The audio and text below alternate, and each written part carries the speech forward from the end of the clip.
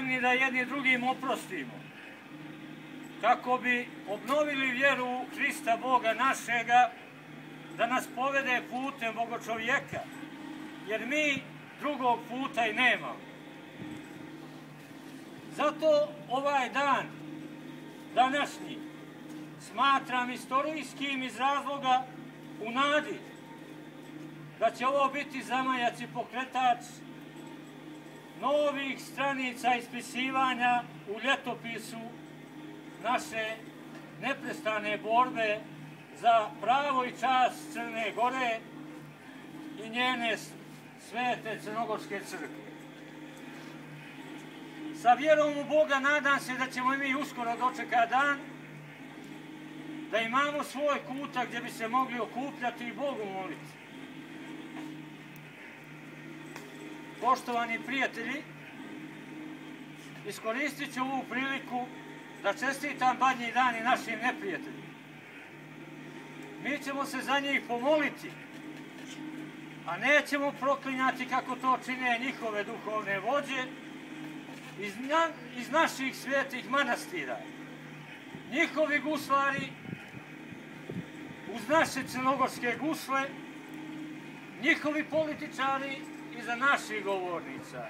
I sve to rade iz naše vječne Crne Gore. Ali mi ćemo im poručiti, njihovim političarima i duhovnom vođi Amfilohiju Radoviću,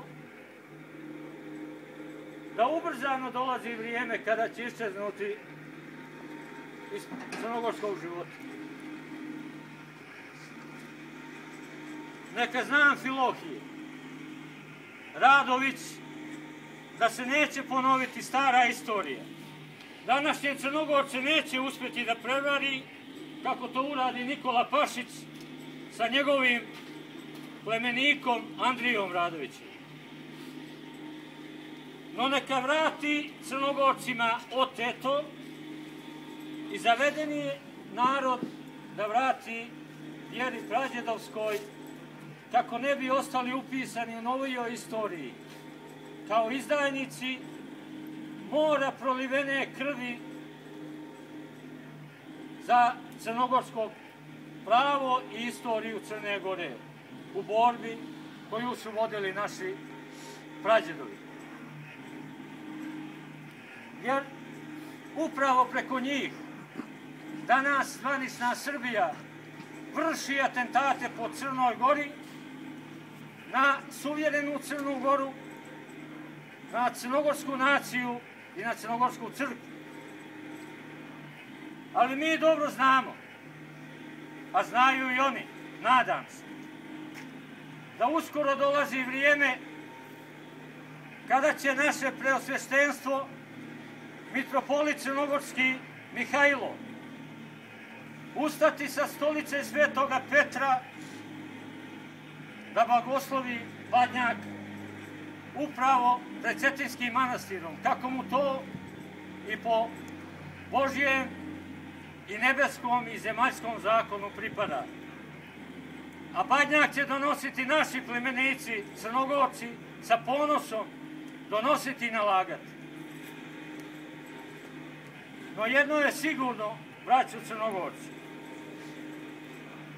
da preuzimanjem kormila crnogorske vlasti danas od neprikosnovenog nacionalnog vođe Mila Đukanovića neće stati na pola puta.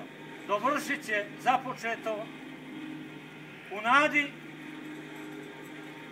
da će konačno Crnogorcima vratiti ono što im pripada, crkve i oltare. Tako i našem mitropolitu Mihajlu da ne drži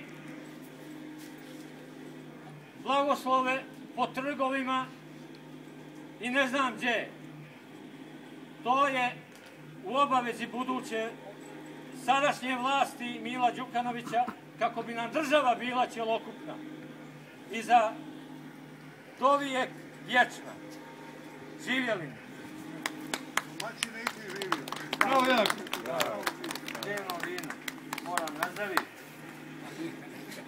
Taj tu zvuči, ali bez čaša jako. bocom ili okom. Poštovani prijatelji, dozvolite da vi nazdravim sa ovim vinom.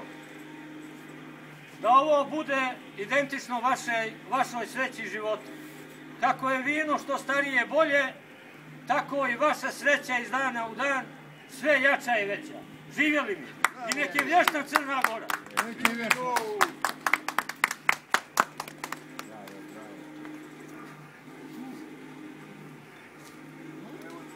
Već živje Branko! Ja rekao da ću